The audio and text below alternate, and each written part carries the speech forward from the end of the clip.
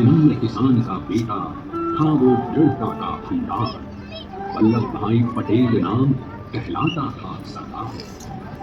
कृषक कार्मिक जनगण से था उसको उसे रहनुमा किया था स्वीकार।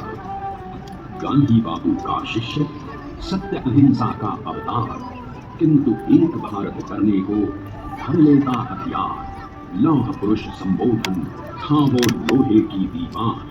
तेज पुंज तुम, शक्तिपीठ तुम, बल का सागर अपरंपार। ऋणी देश का नम्र नमन तुम स्वीकारो सरदार।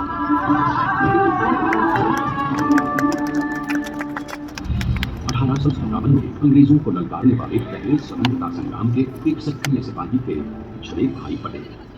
करमसद गांव के इस बहादुर देशभक्त किसान और उनकी पत्नी लाड भाई के 5 बेटों और एक बेटी में से चौथे पुत्र थे वल्लभ भाई। बालक वल्लभ ने करमसद के बाद नडियाद से अपनी हाई स्कूल की शिक्षा पूरी की। फिर 13 साल की उम्र में उनकी शादी भी हो गई छोटी सी झले भाई से। 2 बच्चों, बेटी मणि बहन और बेटे ताया भाई को जन्म देने के बाद झलेबाई असमय ही चल बसी। सदी बदलने और 20वीं सदी आने पर उनका जीवन भी एक चमत्कार की तरह बदला। लीडर का इम्तिहान पास करके वो वकालत करने लगे, पहले कोटा, फिर आनंद और उसके बाद अहमदाबाद में। मगर जल्द ही वकालत छोड़कर वो बैरिस्टर बनने की इच्छा से इंग्लैंड चले गए। लंदन में बैरिस्टरी में अब बनाने और वजीफा जीतने वाले अनोखे भारतीय थे। अब तो अहमदाबाद की वरिष्ठ अदालत में बैरिस्टर पटेल की जय और जीतों की धूम मच गई। तभी एक युग पुरुष ने वल्लभ भाई के जीवन की धारा ही बदल दी। दक्षिण अफ्रीका में सत्याग्रह के अहिंसक अस्त्र से गोरे शासकों को सबक सिखाकर भारत वापस आए बैरिस्टर मोहनदास करमचंद गांधी से मिलकर वल्लभ भाई ने अपने कुछ वर्षों से सीखे विदेशी व्यवहार और संस्कार हमेशा के लिए त्याग किए और अब वो अपने खेड़ा के किसानों को हक दिलाने के लिए बापू के साथ आंदोलन गांधी और मस्तिष्क में एक नए स्वतंत्र भारत का सपना।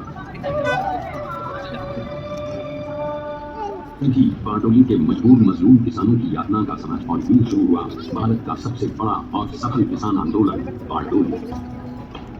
वल्लभ भाई ने बारडोली के 87,000 किसानों को ऐसा अटल अचल मनोबल दिया कि अंग्रेजी सरकार हिल गई और एक बरस के बाद उनका लगान माफ कर दिया गया।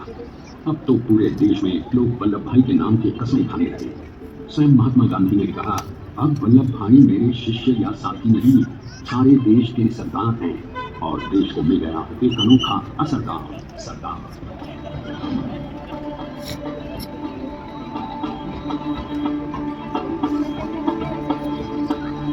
देशभक्ति से अंग्रेज डरकर कांपने लगे।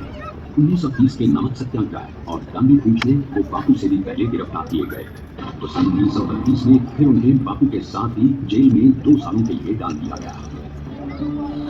मगर आजादी के दीवानों को, स्वतंत्रता के परवानों को कौन गिरफ्तार कर पाया है? जेल से छूटते ही सरदार को कांग्रेस के नए राष्ट्राध्यक्ष पद पर चुना गया और उनकी सरपरस्ती में राष्ट्रवादी भारतीयों ने तमाम ब्रिटिश सूबों में जीत हासिल कर वहां अपनी स्थानिक सरकारें बनाई।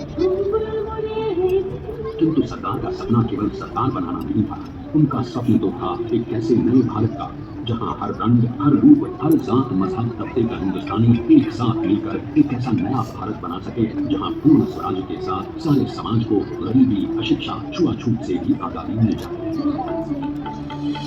इसकी पहली रणनीति थी भारत को अंग्रेजों की गुलामी से आजादी, ताकि भारत के लोगों की अपनी सरकार सबके साथ और सबके विकास के लिए काम कर सके। बापू की अगुवाई में अब देश ने अंग्रेजों को अंतिम चेतावनी दे दी, करेंगे या मरेंगे, मिटेंगे, अंग्रेजों भारत छोड़ो। बस फिर क्या था, संघर्ष की रणभेरी बची। 3 सालों के लिए सरदार पटेल को भी सत्याग्रही नेताओं के साथ जेल में ठूंस दिया गया।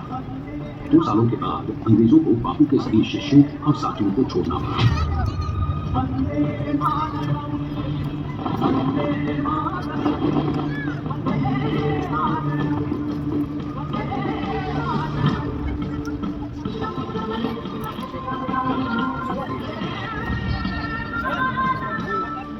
स्वतंत्रता के स्वप्न के सच होने के साथ अब सरकार पर कई एक नई जिम्मेदारियां थी।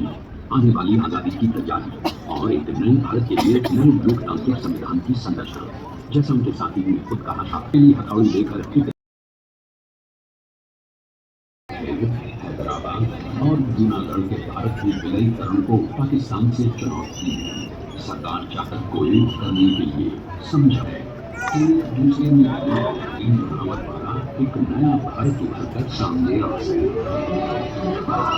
अंततः श्रेष्ठ भारत बनाकर दिखाई दिया देश ने बनाया है गौतम प्रतिमा के सामने आकर सारी दुनिया जैसे स्वयं की नतमस्तक हो जाती है।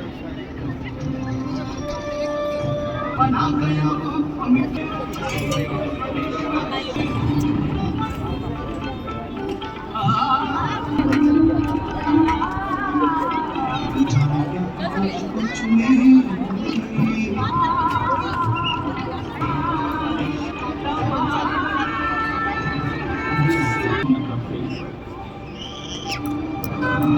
Construction video.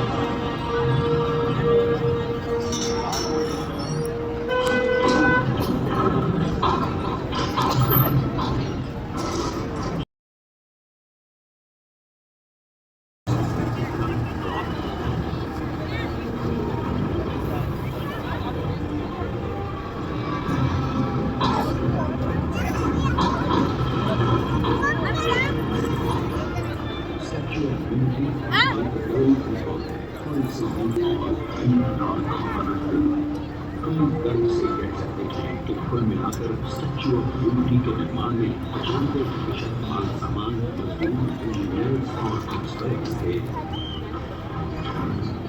जानते हैं कि 100 निर्माण के लिए 34 कुल मिलाकर 40